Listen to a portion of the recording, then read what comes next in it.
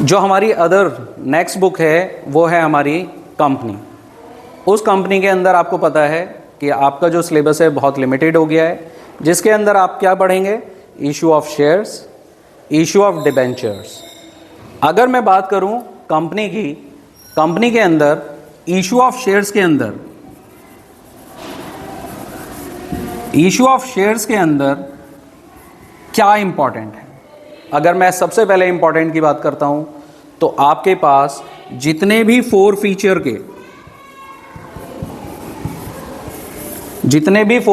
के short questions हैं,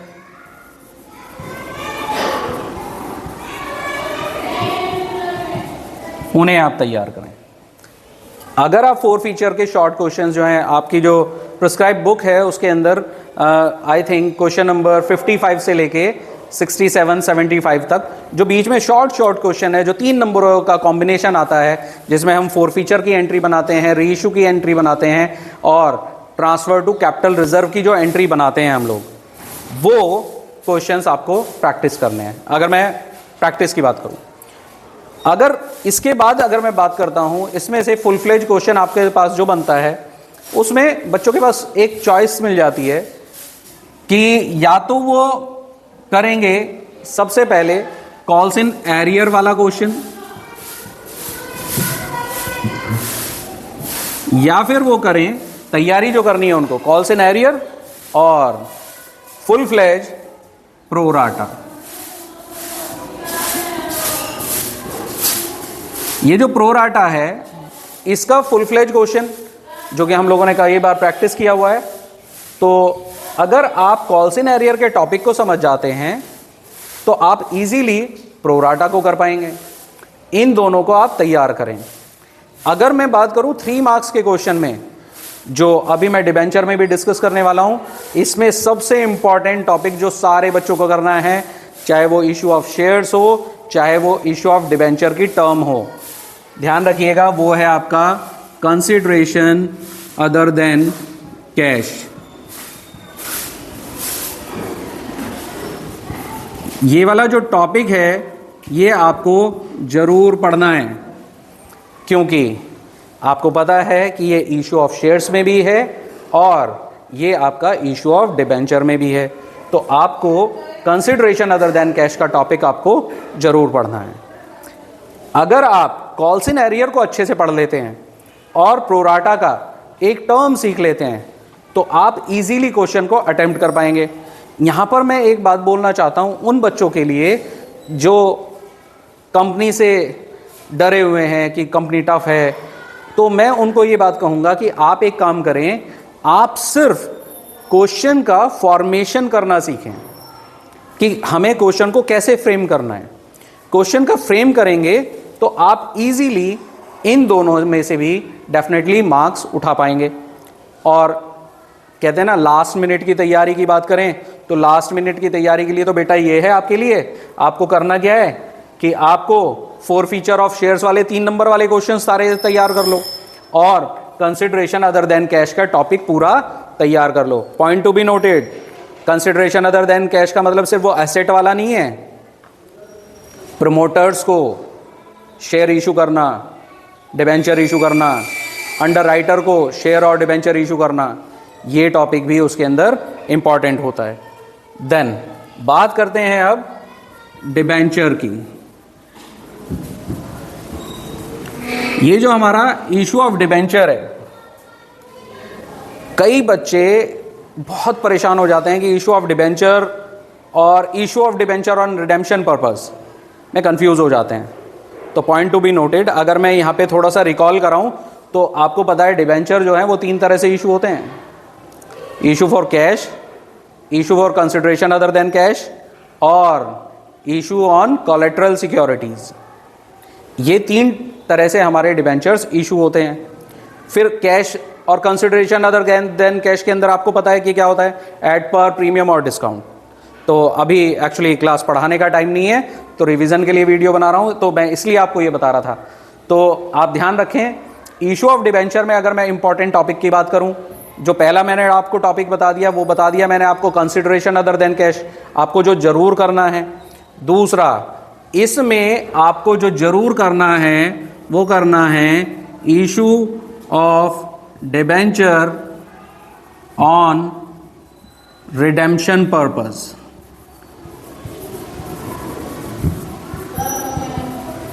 ये जो टॉपिक है, ये जो टॉपिक है ये आपका जरूर आएगा पेपर में, issue of debenture on redemption purpose. आप इसको तैयार कीजिए, आपको जरूर डेफिनेटली मार्क्स मिलेंगे। कोलेटरल सिक्योरिटी एक छोटा सा टॉपिक है। कोलेटरल सिक्योरिटी अगर आप उसे भी करते हैं तो उसे बस गो थ्रो करिए। कभी कभी क्या होता है, ईश्वर का आशीर्वाद हो जाता है और आपको ऐसे क्वेश्चंस मिल जाते हैं जो आपको फ्री में मार्क्स देके जाते हैं और आपको उस पर कोई एफर्ट नहीं देना होता। तो इशू ऑफ डिबेंचर में आप क्या करेंगे, consideration other than cash, issue of debenture on redemption purpose and collateral securities. यहाँ पर हमारी बात होती है कंपनी की। इसके बाद हमारी बात आती है जो हमारा पार्ट बी है, जिसके अंदर हमारे पास पढ़ने के लिए जो चैप्टर हैं वो है आपका सबसे पहले financial statement of a company according to schedule 3 companies act 2013 के अनुसार। बेटा उसका पूरा फॉर्मेट पढ़ लो, पूरे फॉर्मेट को रट लो। अगर आप उस पूरे फॉर्मेट को पढ़ लेंगे और उसको रटेंगे तो आप अच्छा परफॉर्म कर पाएंगे। उसमें से भी आपको 3 नंबर के क्वेश्चंस मिल जाते हैं, साथ में एमसीक्यू बेस पे क्वेश्चंस मिल जाते हैं। उसके बाद अगला चैप्टर है comparative income statement, comparative balance sheet, common size income statement और कॉमन साइज बैलेंस शीट। वो आपको जरूर पढ़ना है क्योंकि वो 4 मार्क्स का क्वेश्चन आपको जरूर आता है। पॉइंट टू बी नोटेड, यहां पर जो आपके पास आएगा वो जो चांसेस होते हैं वो होते हैं कंपैरेटिव या common size. Common size statement of profit and loss के, statement of profit and loss account, क्योंकि कंपैरेटिव में हो या कॉमन साइज में हो, statement of profit and loss की अच्छे से तैयारी कर लेना। तैयारी इसकी बेटर करनी है, प्रैक्टिस न्यूमेरिकली करके देखिएगा, लेकिन पढ़ना आपको कॉमन साइज भी है। कॉमन साइज का बस आपको फॉर्मेटिंग पढ़ना है कि उसमें फॉर्मेट में क्या है कि हम लोग क्या करते हैं, current year amount, previous year amount, absolute change और परसेंटेज इन चेंज। एक बस रिकॉलिंग के लिए आपको यहाँ पे मैंने बोला है, तो इस चीज़ का ध्यान रखिएगा। लेकिन प्रैक्टिस एक एक क्वेश्चन की इन दोनों की करना, ताकि बेटा आपके हाथ से ये 4 नंबर ना जाएं। आपको पता है ये 4 नंबर बहुत इंपॉर्टेंट होते हैं। इसके बाद मैं बात करूंगा जो आपको जरूर करना है, जो मैं अपने सभी बच्चों को कहता हूं, बेटा कैश फ्लो स्टेटमेंट कर लो।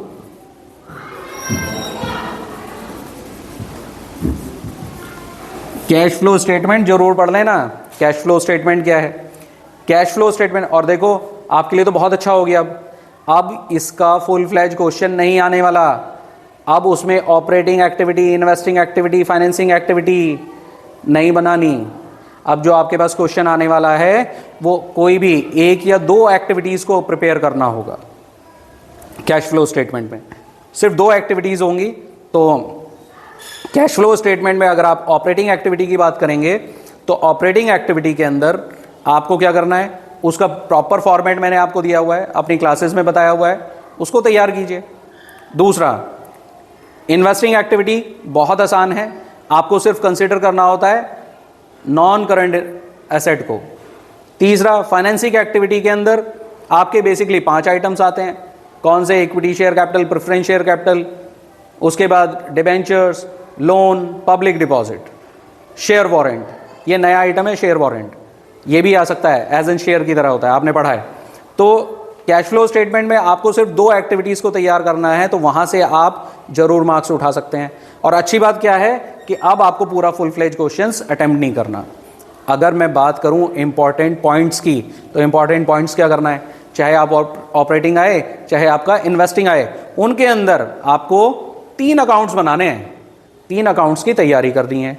सबसे पहला कौन सा account, provision for taxation, provision for taxation. Provision for taxation account बनेगा आपका, बनेगा 100%, मार्क्स मिलेंगे इसमें। दूसरा कोई भी एसेट अकाउंट, ये आपका बनेगा ही बनेगा। और तीसरा एक्यूमुलेटेड डेप्रिसिएशन अकाउंट,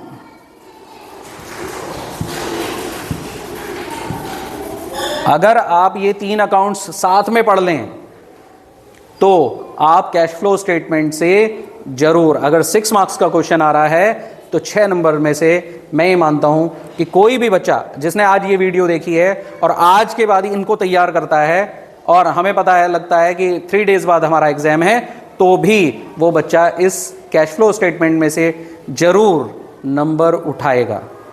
ठीक है, तो कैश फ्लो स्टेटमेंट तैयार कीजिएगा जरूर और इन टॉपिक्स को पढ़िएगा। अब सोच रहे होंगे सर ने शायद एक टॉपिक स्किप कर दिया। नहीं, स्किप नहीं किया, वो है रेशियो एनालिसिस।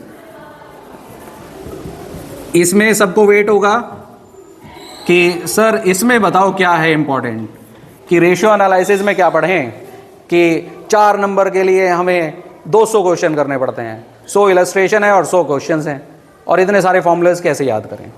देखो बेटा, जितना मैंने देखा है इन एग्जामिनेशंस के अंदर, उसमें कुछ टॉपिक्स मैं आपको बता सकता हूं।